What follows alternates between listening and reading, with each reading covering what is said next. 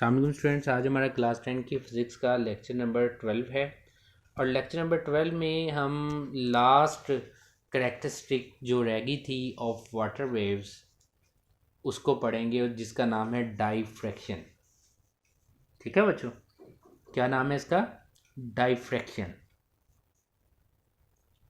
अब देखिए, डाइफ्रैक्शन किस फिनोमिना को कहते हैं। हमने तीनों पहले दो भी फिनोमिनास जो हैं उनको स्टडी किए, और हमने ये देखा कि to observe a particular phenomena we have to have some special kind of arrangement first. ऐसे ही है ना, हम रिपल टैंक में कुछ अरेंजमेंट करते थे, फिर हमें वो डिज़ायर्ड फिनोमिना जो है वो हम उसको ऑब्ज़र्व कर पाते थे। अब यहाँ पे सबसे पहले ये देखें कि रिपल टैंक में आपने प्लेन वेव्स को जनरेट करना है।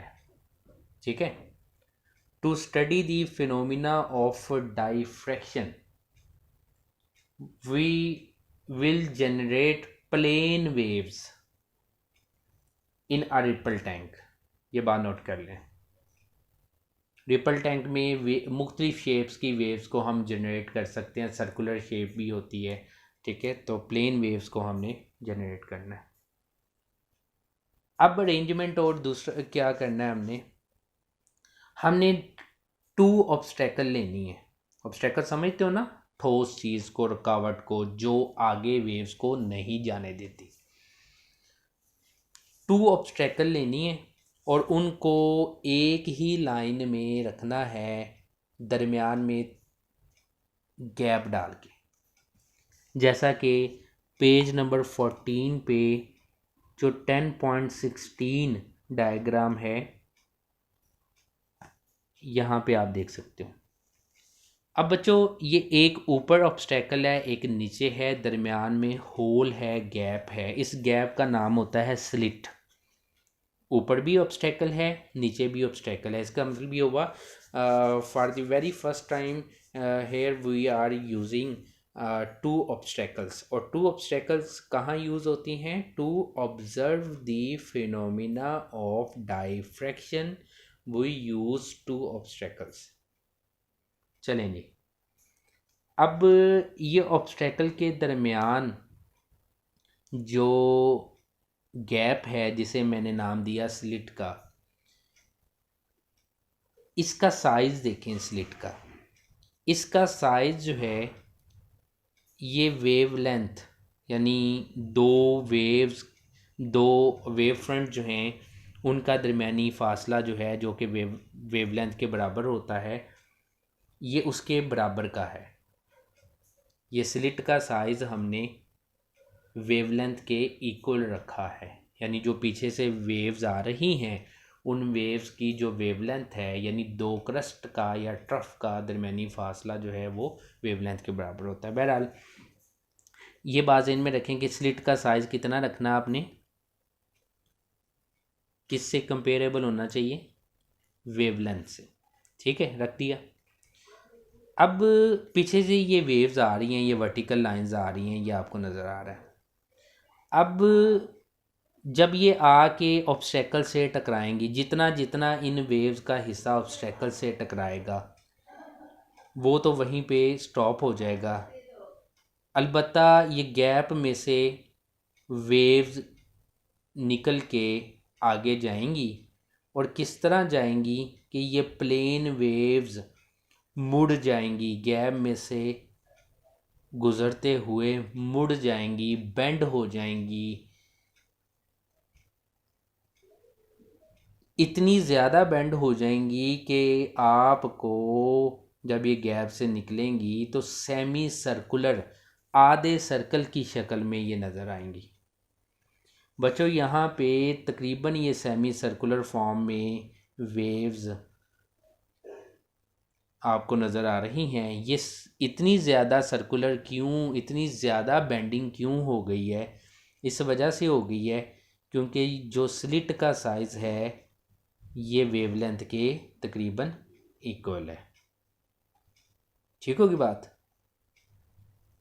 वेव पहले प्लेन थी, बाद में जब स्लिट में से गुजरी तो ये बेंड हो गई। ऐसे ही हुआ ना, किनारों पे ये मुड़ गई। तो इनका इस किनारों पे इस तरह वेव का मुड़ जाना, इसी को हम कहते हैं डाइफ्रैक्शन। अच्छा, अब ऐसा करें, थोड़ा सा अरेंजमेंट चेंज करते हैं to see the clear cut phenomena of diffraction. यानी यहाँ पे तो देखें सारी की सारा डाइफ्रैक्शन ही हो गया, यानी सारी की सारी बेंडिंग होगी, मुकम्मल बेंडिंग होगी। तो ये मुकम्मल बेंडिंग में बात कोई ज़्यादा क्लियर नज़र नहीं आ रही। हम चाहते हैं कि हम डाइफ्रैक्शन को अच्छे से स्टडी करें। स्टूडेंट, आप थोड़ा सा अरेंजमेंट बदलो ताकि डाइफ्रैक्शन को अच्छे से स्टडी करें। वो अरेंजमेंट क्या है देखो। अब ना आपने ऑब्स्टेकल का साइज़ जो है, किसका, ऑब्स्टेकल का, स्लिट का नहीं। स्लिट दरमियान वाले होल को, गैप को कहते हैं। ऑब्स्टेकल ये जो रुकावटें हैं उनको कहते हैं। ऑब्स्टेकल का साइज़ जो है वो तकरीबन वेवलेंथ के बराबर बराबर का ले लो।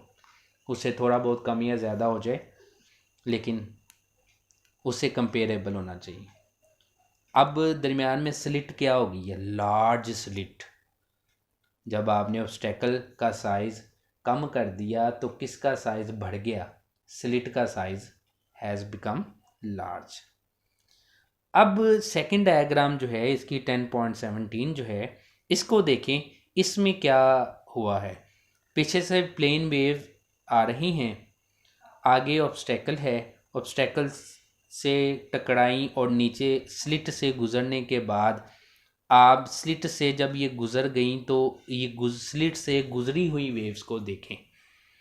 तो आपको स्लिट से गुज़री हुई वेव जो हैं, जो स्लिट से बाहर निकल रही हैं, ये तकरीबन प्लेन ही नज़र आ रही हैं, सिवाय एक चीज़ के कि किनारों से ये भी मुड़ी हुई हैं। एजिस से, किनारों से इनमें भी बेंडिंग है, ये भी किनारों से मुड़ी हुई हैं। तो बच्चों यहाँ पे क्लियर हमें डाइफ्रैक्शन नज़र आ रही है कि ठीक है, कुछ पार्ट इसका प्लेन पीछे से आ रहा था, प्लेन था, अभी भी कुछ प्लेन है, लेकिन किनारों से सिर्फ जो है वो बेंड हुई है वेव। इसी बच्चों, इसी फिनोमिना को कि किनारों से, किनारों पे वेव्स का बेंड हो जाना, मुड़ जाना, इसको हम नाम देते हैं किस चीज़ का, डाइफ्रैक्शन का। इसका मतलब ये हुआ कि डाइफ्रैक्शन को ज़्यादा अच्छे से देखने के लिए, ऑब्ज़र्व करने के लिए कौन सा अरेंजमेंट ज़्यादा अच्छा है, 10.16 वाला या 10.17 वाला? तो आंसर है 17 वाला। क्यों? क्योंकि इसमें आपको क्लियर बाकी हिस्सा प्लेन नज़र आ रहा है और किनारों, ऊपर से किनारा, ऊपर वाला और नीचे वाला, दोनों किनारों से आपको जो मुड़ी हुई वेव्स हैं आप उनको क्लियर देख सकते हो, और इसको हम कहते हैं डाइफ्रैक्शन। यानी किनारे से, शार्प एज से वेव्स का मुड़ जाना, फैल जाना, इसको हम कहते हैं, रुकावट के किनारों से वेव्स का मुड़ जाना, इसको हम कहते हैं डाइफ्रैक्शन। देखिए यहाँ पे मैं आपको एक कंसेप्चुअल क्वेश्चन भी बता देता हूँ, interesting, it's a kind of interesting question for you. आप एक ये दरवाज़ा खुला हुआ है, दरवाजे के पीछे जो है, ठीक है, या इस दीवार के पीछे जो है वो एक बंदा खड़ा हुआ है और आप अंदर अंदर खड़े हुए हो। आप उस पर्सन को बोलते हुए उसकी आवाज़ तो आप सुन लेते हो, लेकिन आप उसको देख नहीं सकते हो क्योंकि दीवार के साइड पे है। आप उसकी आवाज़ तो सुन लेते हो लेकिन आप उसको देख नहीं सकते। क्यों? ये सवाल भी अक्सर पेपर में आ जाता है, क्यों? क्योंकि देखने का अमल लाइट वेव्स के साथ है और सुनने का अमल साउंड वेव्स के साथ है। इसका मतलब है वो बोलता है साउंड वेव्स आप तक पहुंच जाती हैं लेकिन लाइट वेव्स नहीं पहुंचती। तो इसका बच्चों आंसर यही है कि जो साउंड वेव्स होती हैं ये डाइफ्रैक्शन इनमें बहुत ज़्यादा होती है, यानी ये बहुत ज़्यादा मुड़ने की सलाहियत रखती हैं, जबकि लाइट वेव जो हैं ये ज़्यादा मुड़ने की सलाहियत इनमें नहीं होती। इस वजह से आप उस बंदे को सुन तो सकते हो, but you are not able to see that person.